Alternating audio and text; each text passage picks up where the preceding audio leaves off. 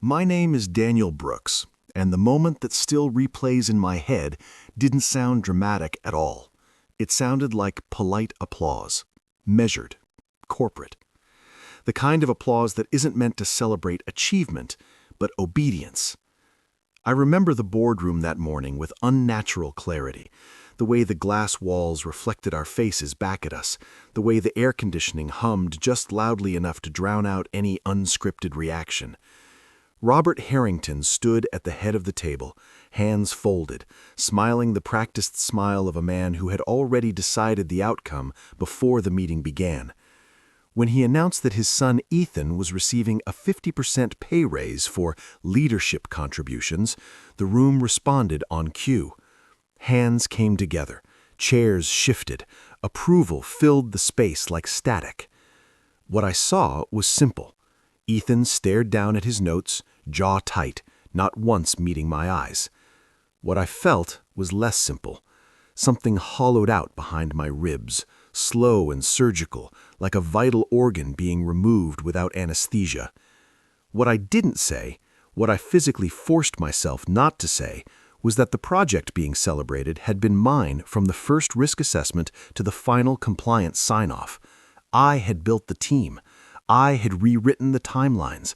I had taken the 2 a.m. calls from London when regulators changed requirements overnight.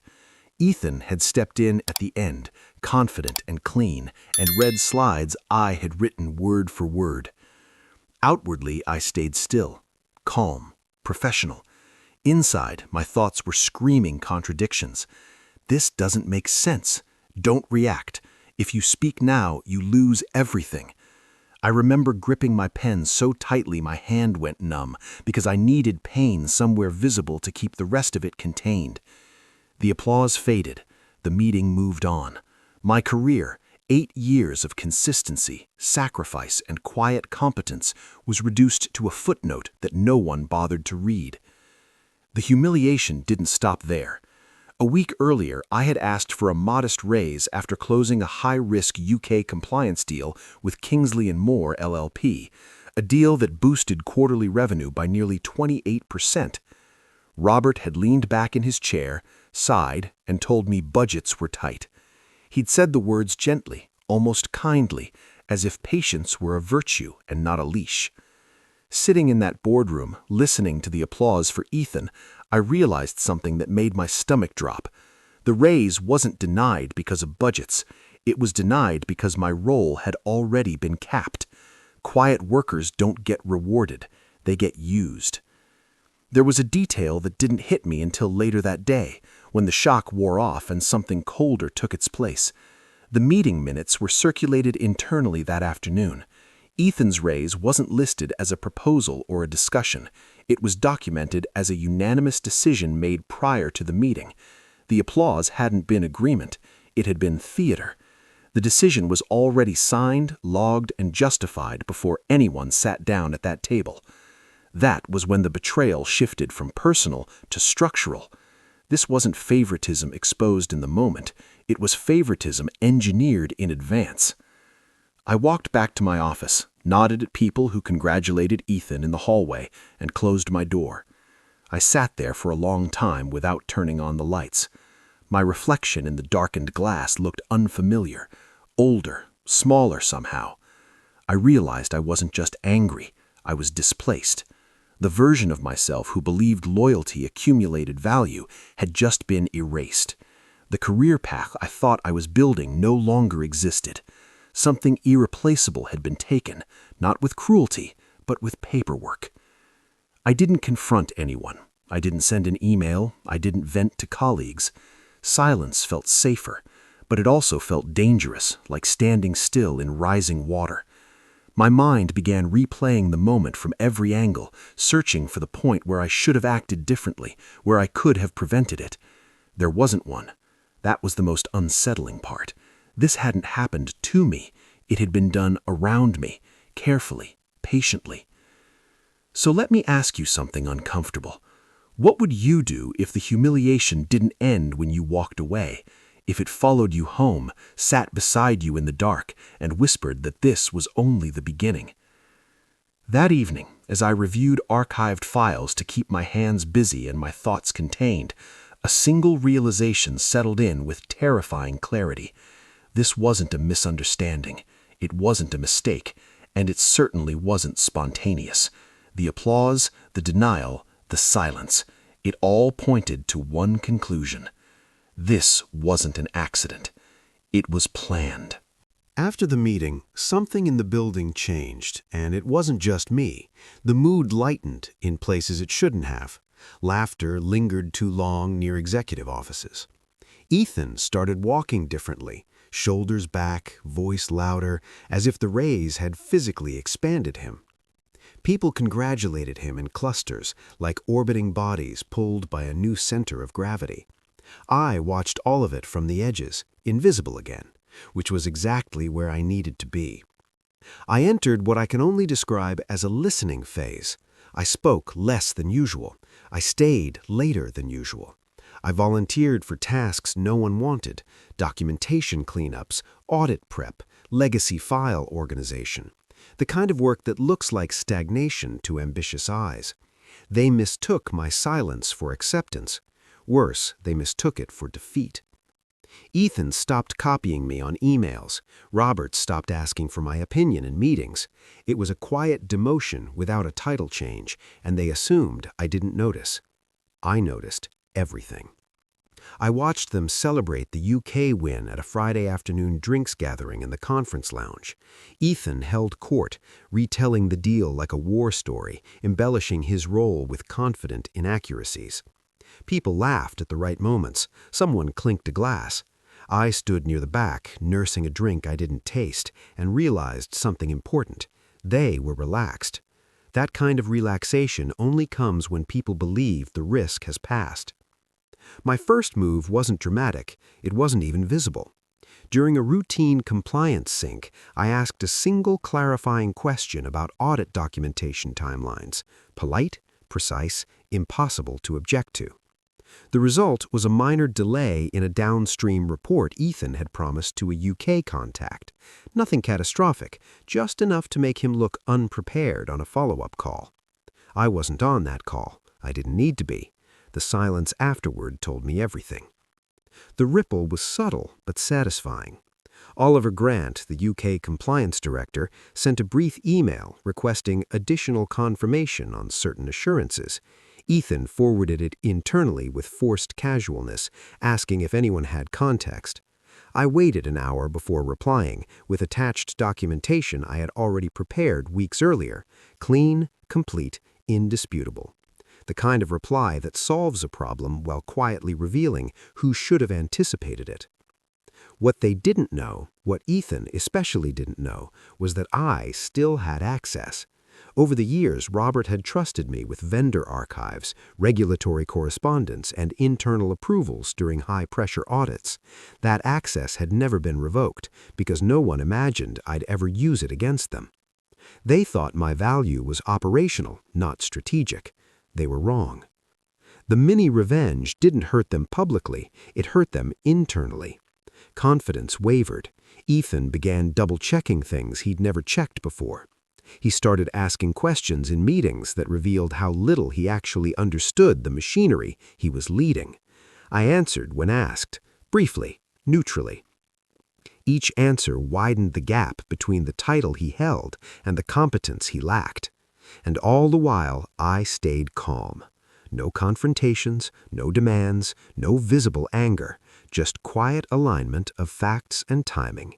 I could feel the balance shifting, not enough for them to panic, but enough for me to know the ground was no longer stable beneath them. They went home that week believing the awkward moments were behind them, that the tension had passed, that whatever discomfort had surfaced was just growing pains. They thought it was over. I knew it had just started. The small disruption I caused didn't explode the way people imagine revenge should. It spread, slowly, like a hairline crack that doesn't look dangerous until the pressure changes. Within days, the tone of internal emails shifted. Words like "just confirming" and "for visibility" started appearing where confidence used to live. Ethan began CCing more people than necessary, as if witnesses could substitute for understanding. Meetings that once ended early now ran long, circling the same points again and again. I stayed exactly the same on the surface. Same arrival time, same neutral expressions, same reliable delivery. Inside, though, I could feel something changing. Revenge doesn't arrive as rage, it arrives as focus. I started thinking in sequences instead of moments, consequences instead of reactions. It frightened me how natural that felt. I had spent years defining myself as the dependable one, the stabilizer. Now I was measuring how much instability a system could tolerate before revealing who didn't belong in charge. The mini-revenge rippled outward faster than I expected. Oliver Grant scheduled an additional compliance check-in from London, citing alignment concerns. Legal asked for clarification on prior assurances tied to UK-facing commitments. None of it was accusatory. That was the worst part. When institutions get polite, it means they're preparing records. I could see Ethan registering the shift in real time. His voice tightened in meetings. His jokes fell flat. He started staying late, not to work, but to be seen. There was a deadline approaching that sharpened everything, the renewal of the Kingsley and Moore engagement. It wasn't just a deal extension, it was a validation. Lose it, and the narrative of Ethan's leadership contribution collapsed. Win it, and his position solidified. The review window was narrow, and UK regulators had already flagged the account for enhanced scrutiny. Time, suddenly, was no one's ally. Watching Ethan navigate that pressure was unsettling. He oscillated between overconfidence and defensiveness, between asserting authority and quietly asking me questions he should have known the answers to. Each time, I helped just enough to keep things moving, not because I cared about him, but because control is easier when the machine keeps running. I began to understand the cost of what I was doing. Every calculated pause, every delayed clarification pulled me further away from the person I used to be. I wasn't reacting anymore. I was curating outcomes. And once you see how easily that can be done, it's hard to unsee it. So let me ask you this. How long could you pretend to be harmless if everything depended on it? If being underestimated was the only advantage you had left? By then, Ethan's paranoia was obvious. He started locking his screen when I walked by. He lowered his voice when my name came up. Robert, sensing something was wrong but not knowing where to look, began requesting summary reports instead of trusting verbal updates. The structure was tightening, and I was standing in the one place no one thought to search. Because what they didn't realize, what no one realized yet, was that I had access to something far worse than delayed emails or uncomfortable questions. I had documentation that didn't just embarrass them, it could end them. The shift from tension to consequence happened quietly, the way real damage always does. There was no announcement, no sudden implosion, just a series of small, undeniable changes that everyone felt but no one could name. Meetings were rescheduled without explanation, calendar invites disappeared, then reappeared with legal copied in. Ethan's name, once automatically attached to anything UK-facing, began to vanish from agendas altogether. Publicly, I remained unchanged. I spoke when spoken to, I delivered exactly what was asked. Privately, the structure around Ethan was collapsing. The additional compliance check Oliver Grant had requested evolved into a formal review, phrased carefully as a routine alignment exercise. Robert insisted on being present for the calls now. He asked questions he'd never asked before, questions that betrayed concern, not curiosity. The first visible crack came during a cross-department briefing. Ethan attempted to answer a regulatory question about historical assurances made to a UK client. Halfway through his response, he stopped, glanced at me, and corrected himself. The room noticed. Silence followed. It was brief, but irreversible. Authority doesn't disappear when someone fails. It disappears when people see the failure. Later that afternoon, Ethan confronted me in the corridor. Not loudly, not directly. He leaned in, voice low, and asked why compliance kept looping back through my documentation instead of his summaries. I met his eyes and told him the truth, delivered evenly. Regulators prefer original sources. He searched my face for something, anger, threat, guilt, and found nothing. That unsettled him more than any argument could have. What he didn't know was that this moment had been in motion long before the boardroom applause of Part 1. Months earlier, during an audit preparation cycle, I had standardized our compliance archives, centralizing approvals, timelines, and sign-offs in a way that made accountability unavoidable. At the time, it was praised as efficiency. In reality, it was structure, and structure remembers everything. As the review progressed, consequences began surfacing beyond our walls. UK contacts grew formal, response times slowed, questions sharpened.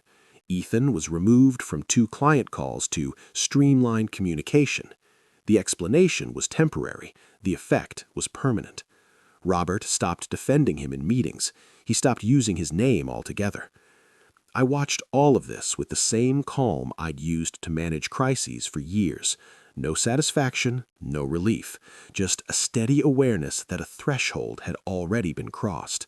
Systems don't reverse once they've begun protecting themselves. By the end of that week, internal discussions shifted from how do we resolve this to how do we limit exposure. The language mattered. It meant the damage wasn't coming, it had already arrived.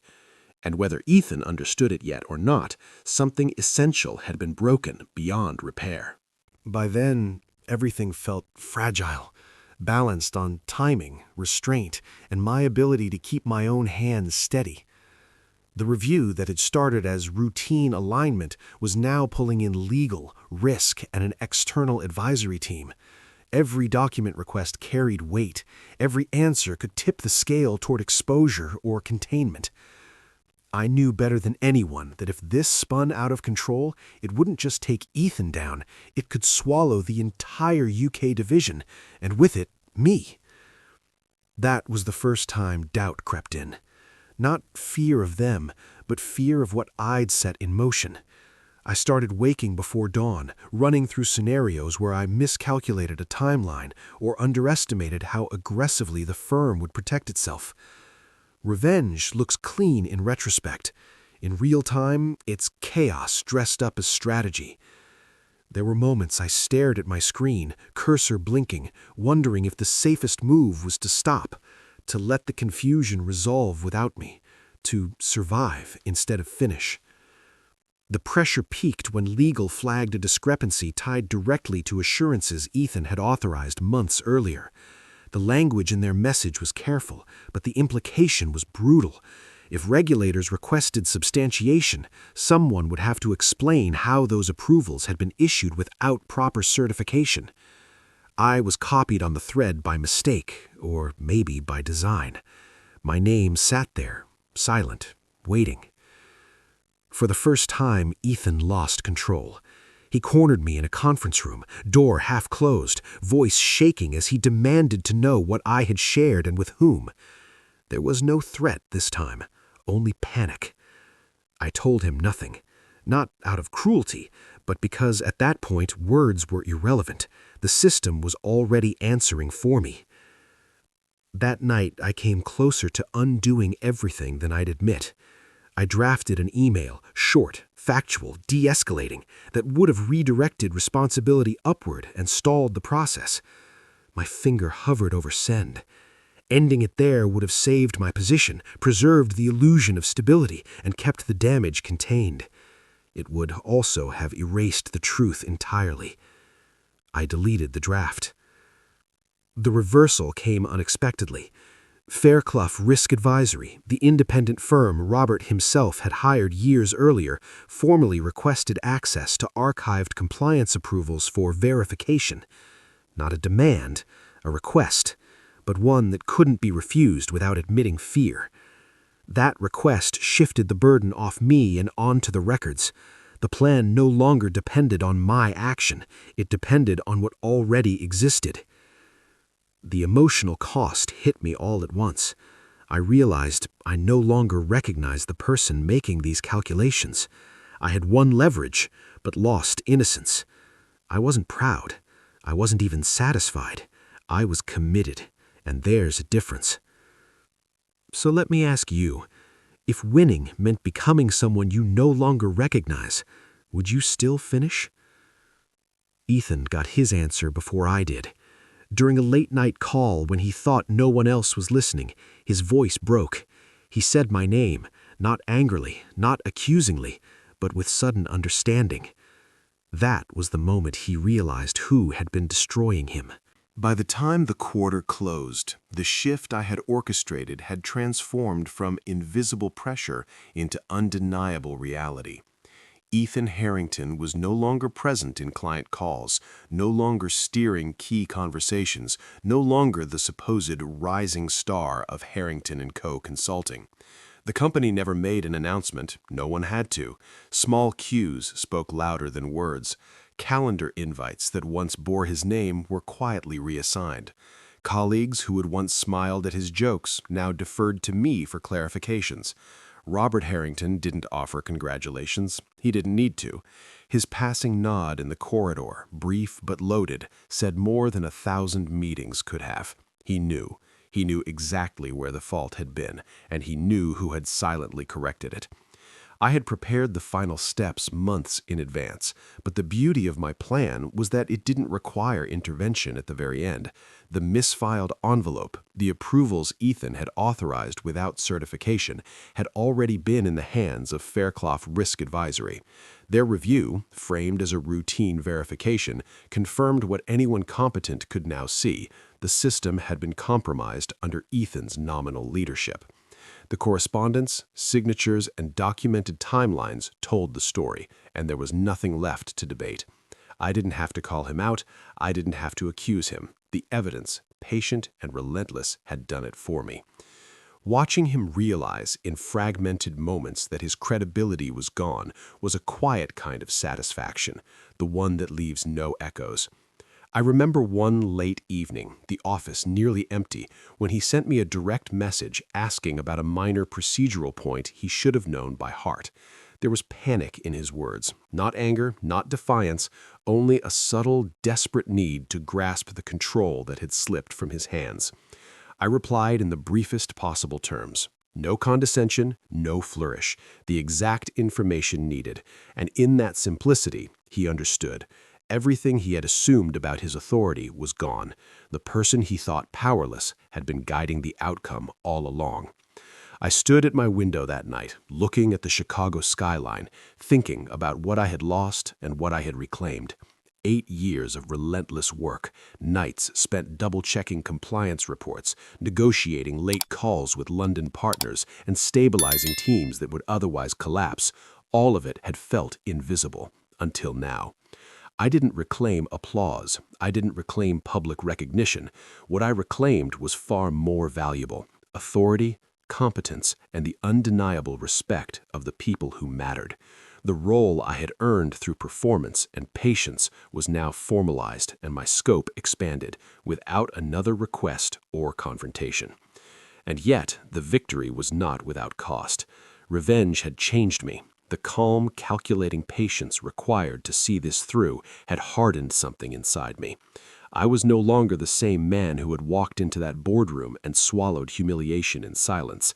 I had become someone capable of watching destruction unfold, someone who understood that power can be manipulated quietly and invisibly, someone who could endure the moral ambiguity of letting a carefully set plan erase another's professional identity. There is a lesson in that transformation, one I hope is clear. Patience, silence, and observation are not passive. They are strategic. They are stronger than rage. They are the instruments of inevitability. Loud arguments, dramatic confrontations, emotional outbursts, they may satisfy in the short term, but they rarely finish the story. Structure, evidence, and timing finish the story. I sometimes think about what would have happened if I had reacted differently, if I had confronted Ethan publicly, if I had demanded recognition, if I had let anger dictate the pace. None of it would have worked. None of it would have secured the outcome. The real power, I realized, lies in restraint, in the ability to watch, wait, and align events so perfectly that the system itself becomes the executioner. The final, haunting truth is simple. The loudest revenge I ever took was saying nothing. No yelling, no confrontation, no chaos, just inevitability. And that inevitability, when timed right, is absolute.